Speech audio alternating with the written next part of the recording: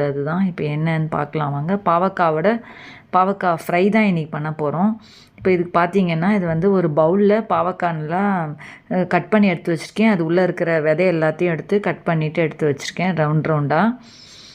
இது வந்து நான் இன்றைக்கி ஒரு 3/4 கிலோ பாவக்காய் எடுத்திருக்கேன். அது நான் மெல்லிஸாக கட் பண்ணிக்கணும். நம்ம இப்போ கட் பண்ணிவிட்டு அது உள்ளே இருக்கிற விதையெல்லாம் எடுத்துகிட்டு இப்போ பார்த்திங்கன்னா 3/4 கப்பு அரிசி மாவு, 3/4 கப்பு கார்ன்ஃப்ளோரு, சோள மாவு இருக்குது இல்லையா, அந்த சோள மாவு சேர்த்துருக்கேன். 2 ஸ்பூன் மிளகாத்தூள், 1 ஸ்பூன் வந்து உங்களுக்கு காஷ்மீரி சில்லி பவுடர், கொஞ்சம் கலருக்கோசரம் அந்த இது சேர்த்துருக்கேன், காஷ்மீரி சில்லி பவுடர். இப்போது 1 ஸ்பூன் வந்து மல்லித்தூள்.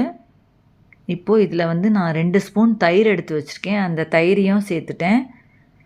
இந்த பாவக்காய் ஃப்ரை பார்த்திங்கன்னா ரொம்ப டேஸ்ட்டாக நல்லாயிருக்கும். இப்போ இதுக்கு தேவையான அளவு உப்பு சேர்த்துக்கோங்க. சேர்த்துட்டு இப்போ நல்லா இதை கிளறி விட்டுடலாம். இதை நல்லா மிக்ஸ் பண்ணிடலாம். இந்த மாவெல்லாம்